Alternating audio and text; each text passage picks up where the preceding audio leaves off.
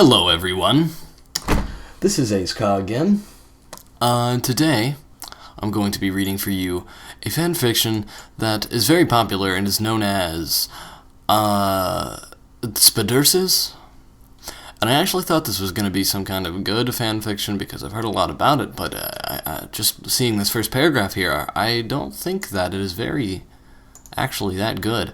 So, I'm going to read it anyway, in a very dramatic voice, and I hope you all enjoy it. This is Spidurses by Argambarger. It was a beautiful spring dati in Equestria's, when Twilight Sparkle was in her study where she lived. "Spike," she said. "Come here, Spike." And Spike came over to her. "What do you want, Twilight?" Spike said, and Twilight said, "Spike, I need you to get me the Book of Magic." "Okay," Spike said. "I will get it for you." And he went over to the bookshelf to get the book for Twilight Sparkle. It was a dusty book, and Spike almost sneezed, but he didn't. He gave the book to Twilight, and she said, "Thank you, Spike. You may go away now." And Spike said, "Okay, I will go away." And he slided away like a dragon would.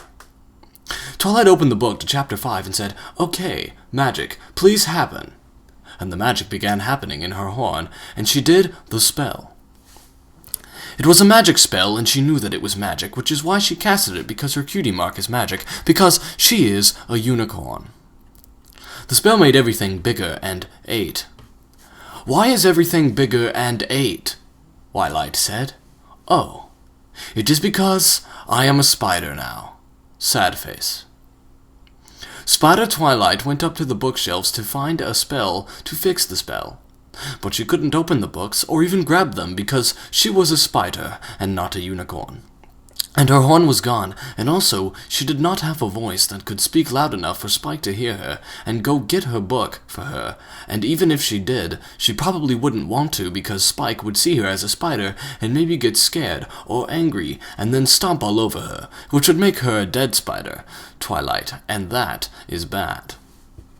And then she heard a voice. Well, not really a voice, but it sounded like another spider. She could understand the spider clicks, and she knew that it was a spider, and that she had to go talk to this other spider because that is what spiders do, talk to other spiders. A red spider appeared and said, "Hello, Twilight. I am a Big Mac spider now? Why?" And Twilight Spider said, Big Mac spider, is it because I casted a spell that went wrong?" And the big red Mac spider said, "Okay. Well, maybe, but can you fix it?" And Twilight said, sad face. "Oh, okay," said the red spider. "Well, if you are going to be spiders forever, let's have spider sex." And Twilight Spider said, "Okay." "Well, but I don't know how to have spider sex." And Big Spider Mac Red said, it is probably easy, okay? Are you okay with this? I am asking permission to have spider sex with you." Twilight said, "I don't know. Spiders are creepy and weird." Sad face. And then Big Mac said, "Twilight, we are spiders."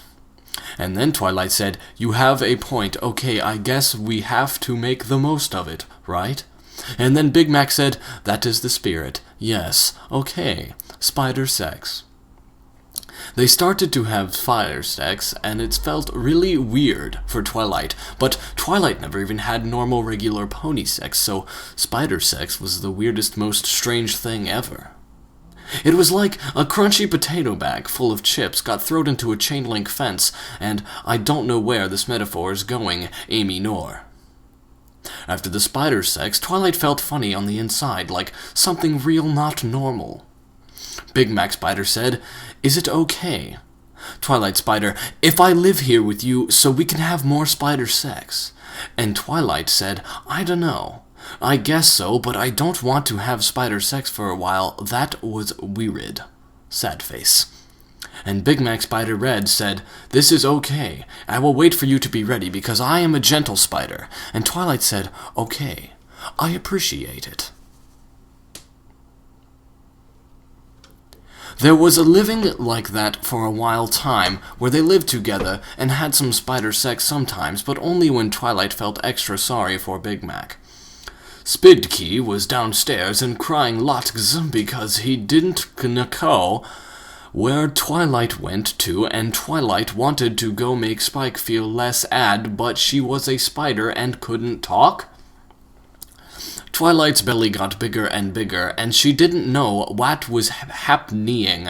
And then Spider Mac Red Big said, I think you might be getting ready to have spider babies.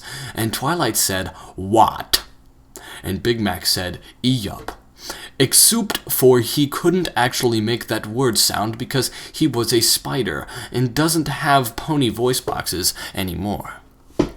Twilight was real sad and upset because spider babies were gross and creepy and weird, and she cried a little bit, but Big Mac Red Spider gave her the biggest, most happy hug ever and said, I always wanted to be a daddy, and even though I didn't want to be a spider daddy, I will try to be the best spider daddy ever and be here for you all the times, and okay? And Twilight felt the most happy, but still was not happy at the same time.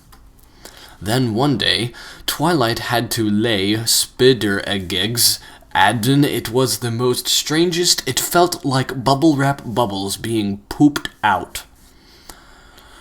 And then she was sad and upset again, but Big Mac Spider was to hear the whole time and made her comfort.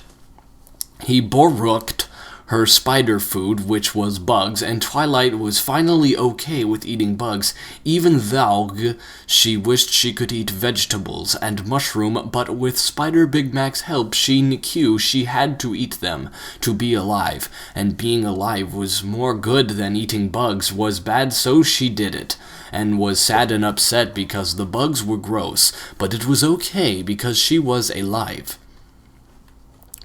Big Mac Spider helped her guard the eggs for many days, until one day the eggs were very big and had dark things moving around inside of them, and Twilight knew they were her babies, and she was kind of happy a little bit, and Big Mac was happy because she was happy, and then she was even happier because Big Mac was happy, and they didn't have a spider sex because Big Mac knew how much Twilight didn't like that because it felt weird. And also she didn't want to have more babvies, and neither did he really, but he was ready to be the best spider daddy so that Twilight didn't have to worry. After a few more days, the eggs started moving, and they knew that the eggs were going to hatch because Twilight was smart and she knew all about eggs. They watched the egg pile of eggs move around, and then they heard little baby spider clicks, and they knew it was the baby spiders, and they watched even more much. The eggs all hatched simultaneously, and the vast multitudes of tiny spiderlings swarmed out in a screeching horde. Twilight and Big Mac started to scuttle away as quickly as they could, but they soon found that they were in no real danger. The spiderlings had no intention of killing their parents. They witnessed a solid black mass of itchy, screaming death cover every surface of the library. Millions of spiders continued to swarm out of the eggs. The flood seemed to be endless. Spike lay curled up in his little dragon bed, moping. Things hadn't been the same since Twi's disappearance, and it had been over a week since he had any decent ideas about what to do about it. He was depressed and miserable. Suddenly, he heard a scratching, high-pitched noise come from upstairs. His curiosity overcame his melancholy, and he plodded up to investigate. He was intercepted by a solid wall of spiderlings pouring down the stairwell, which overwhelmed him almost instantly. Spike had just enough presence of mind to scream, but doing so did nothing but allow the swarm of spiders access to his lungs and stomach.